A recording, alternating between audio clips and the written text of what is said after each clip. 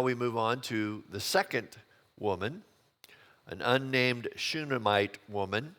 Shunem was a little village in the tribe of Issachar. So here we begin now in verse 8. One day, Elijah went to Shunem, and a well-to-do woman was there who urged him to stay for a meal. So whenever he came by, he stopped by there to eat. And she said to her husband, I know that this man who comes our way is a holy man of God. Let's make a small room for him on the roof and put in it a bed and a table and a chair and a lamp for him. Then he can stay there whenever he comes to us. One day Elijah came and he went up to his room and lay down there. He said to his servant Gehazi, call the Shunammite. So he called her, and she stood before him, before Gehazi. Elijah said to him, tell her, you've gone to all this trouble for us. Now, what can be done for you? Can we speak on your behalf to the king or the commander of the army? She replied, I have a home among my own people. What can be done for her? Elisha asked. Gehazi said, she has no son, and her husband is old. Then Elisha said, call her. So he called her, and she stood in the doorway. About this time next year, Elisha said, you will hold a son in your arms. No, my Lord, she objected. Please, man of God, don't mislead your servant. But the woman became pregnant, and the next year, about the same time, she gave birth to a son, just as Elisha had told her. The child grew, and one day he went out to his father, who was with the reapers. He said to his father, my head, my head. He told a servant, carry him to his mother. After the servant had lifted him up and carried him to his mother, the boy sat on her lap until noon, and he died. She went up and laid him on the bed of the man of God, then shut the door and went out. She called her husband and said, please send one of the servants in a donkey so I can go to the man of God quickly and return. Why go to him today? He asked. It's not the new moon or the Sabbath. Why are you going to see him? That's all right, she said. She saddled the donkey and said to her servant, lead on, don't slow down for me unless I tell you. So she set out and came to the man of God at Mount Carmel. When he saw her in the distance, the man of God said to his servant, Gehazi, look, there's the Shunammite. Run to meet her and ask her, are you all right? Is your husband all right? Is your child all right? Everything is all right, she said. When she reached the man of God at the mountain, she took hold of his feet. Gehazi came over to push her away, but the man of God said, leave her alone. She's in bitter distress, but the Lord has hidden from me why she's in distress and has not told me why. Did I ask you for a son, my Lord? She said, didn't I tell you, don't raise my hopes? Elisha said to Gehazi, tuck your cloak into your belt, take my staff in your hand and run. Don't greet anyone you meet, and if anyone greets you, do not answer. Lay my staff on the boy's face. But the child's mother said, as surely as the Lord lives and as you live, I will not leave you.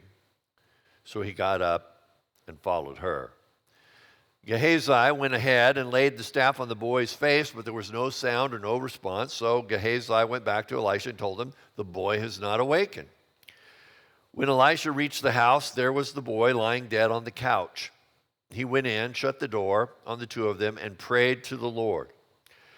Then he got on the bed and lay on the boy, mouth to mouth, eyes to eyes, hands to hands, stretched himself out on the boy. And the boy's body grew warm. Elisha turned away and walked back and forth in the room, then got on the bed, stretched out on him once more. The boy sneezed 7 times and opened his eyes. Elisha summoned Gehazi and said, call the Shunammite, and he did. And when she came, he said, take your son. She came in, fell at his feet, and bowed to the ground. Then she took her son and went out. Now, both of these stories deal with a mother in distress. Nevertheless, the two women are quite different in many ways. We have the widow and we have the Shunammite. The widow, obviously, her husband is dead. The Shunammite, her husband is alive. The husband of the widow who died was a prophet. The Shunammite woman's husband seems to be somewhat spiritually dull, as he can't figure out why she wants to go see the man of God after her child died. The widow is poor and in debt. The Shunammite woman is well-to-do. The widow has two sons, but is not able to provide for them, so they're going to be sold into bond slavery. The Shunammite has no children, but she would be able to provide for children if she had children. And the widow expressed her need directly to the prophet, but the Shunammite woman, she did not. Had to be coaxed out of her what her issue was. So these two women are very different, but they have this point of commonality. They both have emotional pain related to children. The widow had children she could not provide for and who were about to be taken from her. They did not have social security in the ancient world, which is why God provided laws for families and communities to take care of the poor, who were usually made up of widows and orphans. God had also made laws designed to keep people from being in bondage to debt all of their lives. And the way the Lord kept that from happening is that every 50 years, everyone was released from all of their debts.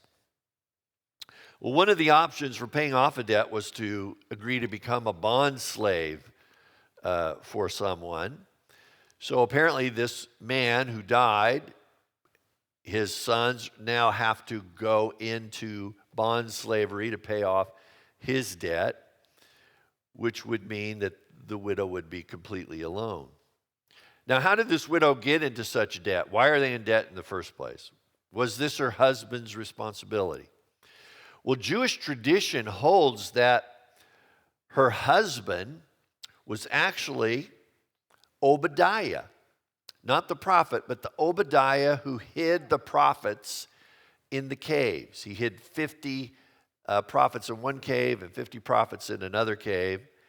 And so, according to Jewish tradition, Obadiah went into debt providing for those prophets and then died, leaving his widow and sons stuck with the debt. Now, there's nothing in the Bible that verifies any of that, but it is an ancient tradition. It is a strong tradition in Judaism. The truth is, we do not know how or why the widow came to be into debt, and we don't really know who she is. Some see in her cry to Elisha a sense of entitlement because she reminds Elisha that her husband revered the Lord. And they conclude that she's suggesting that because her husband revered the Lord owes her for the services that he rendered. Others disagree that she's trying to do that and suggest she's only bemoaning the fact that despite her family's service to the Lord, this tragedy has befallen them and she finds it confusing. That's probably a good place for all of us to be reminded of the fact that serving the Lord does not exempt you from painful things in life. Serving the Lord does not keep you from suffering. And sometimes our service to the Lord is the very reason we are going to suffer. Whether this is a misery of their own making or is one that is thrust upon them through no fault of their own, the final analysis makes very little difference. The pain is the same. Now let's consider how the Lord addresses each woman's pain. Let's begin with lessons from the widow. Remember, Elisha asked her, "How can I help you? Tell me what it is you have in your house." So Elisha asked two simple questions that are easy enough to skip over and cause us to overlook the full weight of their implication. Essentially, Elisha asked, look, what do you need and what do you have? Now, isn't it obvious what she needs? Isn't it obvious what she has? Perhaps it is not as obvious as it seems. By having to ponder those questions, the widow is forced to admit, look, the size of my need exceeds my resources. Often God will use a question like that to bring us to a place where we can honestly see how utterly powerless we are to meet our own needs. Next, God begins to answer her prayer through what she already possesses, a small jar of olive oil. The widow is then asked to do something that we would all find very difficult to do, to make others aware of her needs, and also at the same time to make them aware of her inability to meet her needs. So she is sent out amongst her neighbors to collect as many empty jars as she can from her neighbors. Undoubtedly, this would lead to questions.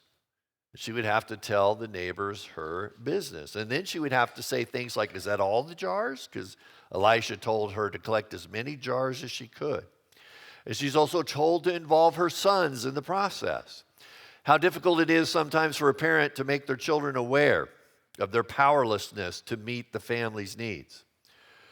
Why is she being required to do all of this? She is being asked to do all of this so that she can be a living, breathing sermon to her neighbors and to her sons. She must reveal to her sons and her neighbors her complete and total dependence upon the Lord. And I take this to mean that generally speaking, the Lord wants us to share the burdens we have that we have shared with Him. He wants us to share them with others as well. But that's where we're hesitant, isn't it? I don't want to share. I'll share my burdens with the Lord. I may not want to share my burdens with you. And the reason for that is because I don't want to admit to you, I'm afraid. I'm lonely. I'm confused. I'm anxious. I did something that was unwise. Our lives, though, are to be advertisements for the grace of God, the blessing of God, and the power of God to meet our needs. Now, typically, here's what we do. You and I, more typically, we will share what the Lord has done for us after He has done it.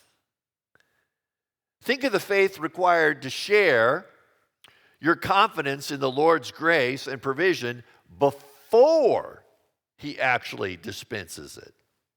Think of the testimony to your neighbors and family when you let them know beforehand, hey, I have turned this over to the Lord, and I'm confident that He's going to work it out in some way in His time. In sharing her burden with her neighbors, she is in a very real sense inviting them to witness what the Lord is going to do in her life. In going in the room with her sons, she's also inviting them to witness what the Lord is going to do in their lives. You will only have the boldness to do this if you actually expect the Lord to do something.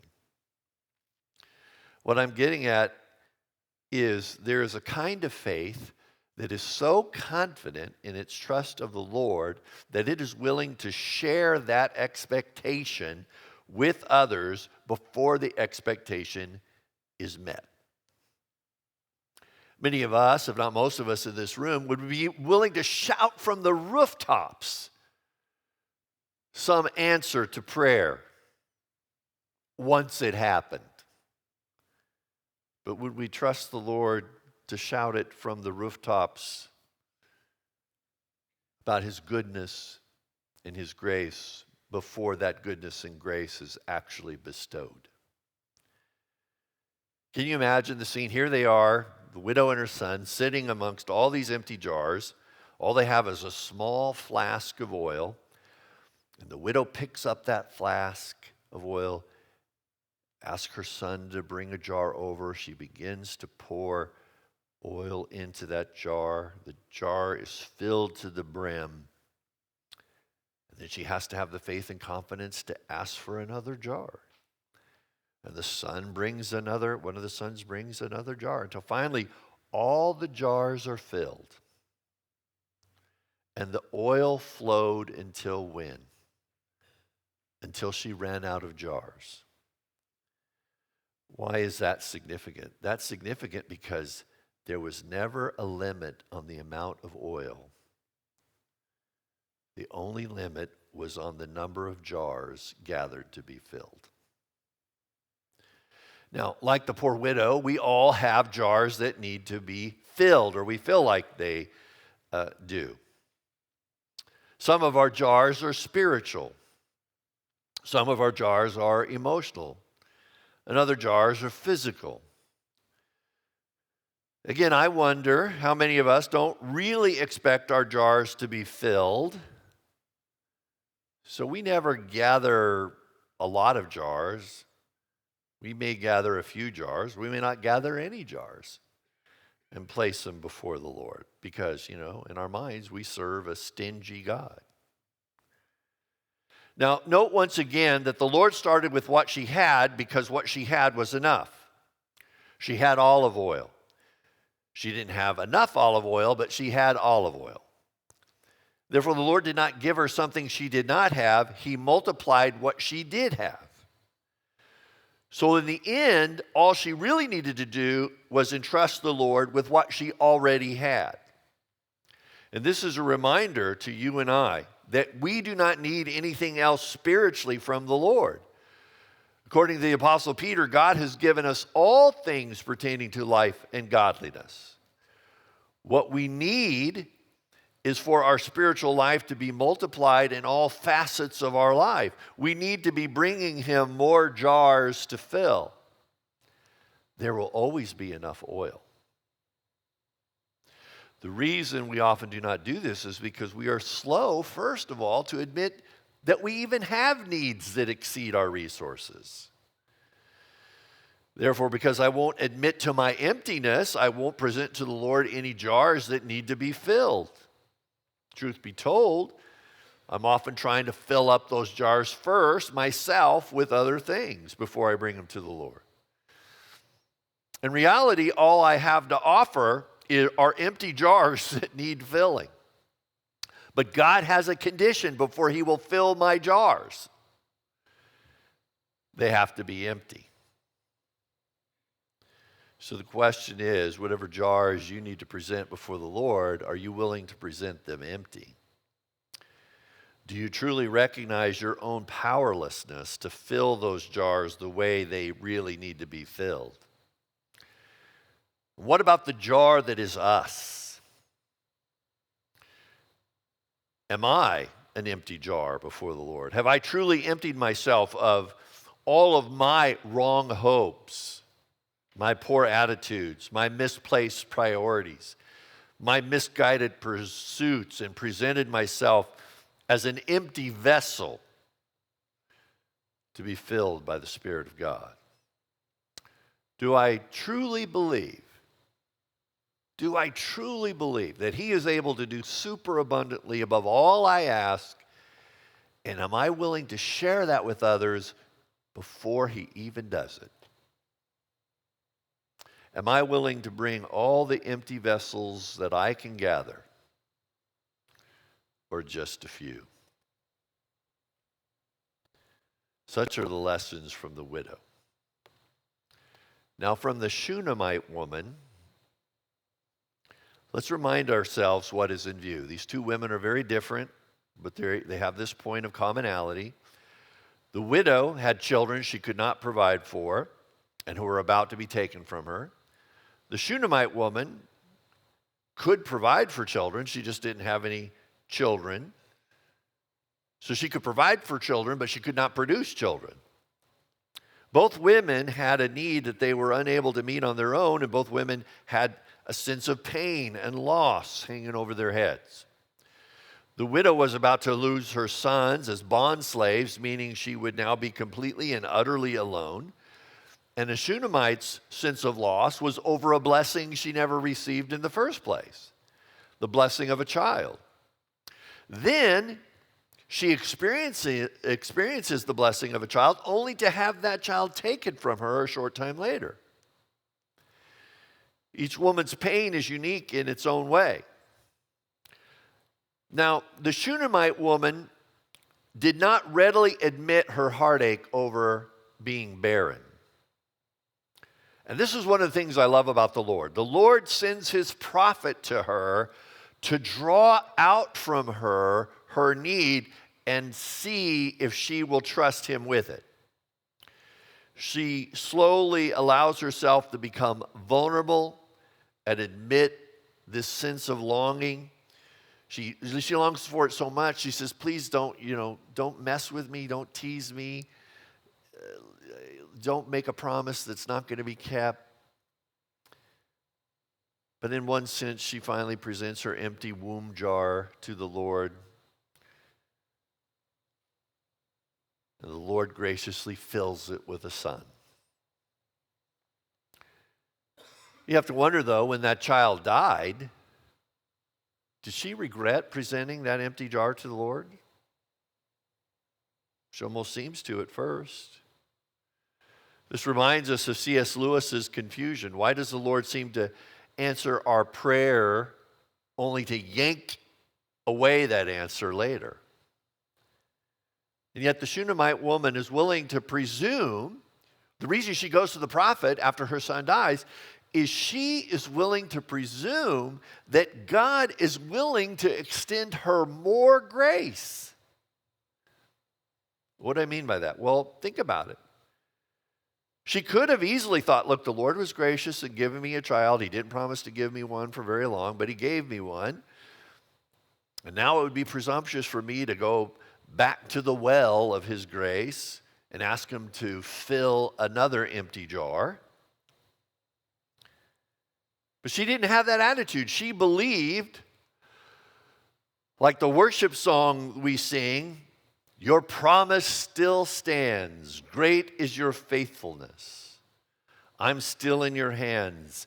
This is my confidence.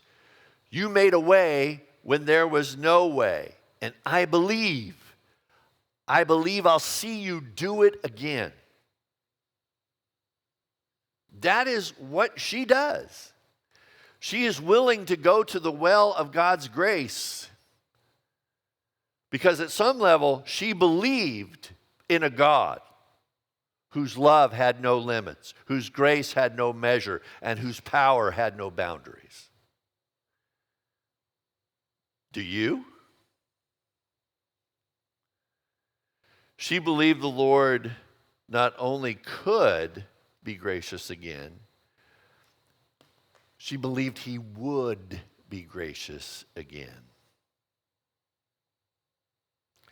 This morning, are you willing to risk placing whatever empty jars you have in your life right now before the Lord so that you might know, you might experience God's grace and God's power in your life? And would you be willing to share with your friends and family, hey, I have turned over this empty jar to the Lord. I have handed my burdens over to the Lord. And now let us wait together and see what he will do. Do you trust the Lord so much that you are willing to presume upon his graciousness? To not only believe that he can be gracious, but that he will be gracious. Well, for you, today is the day to lay your jars down, to share and admit the aches of your heart. But you have to come empty.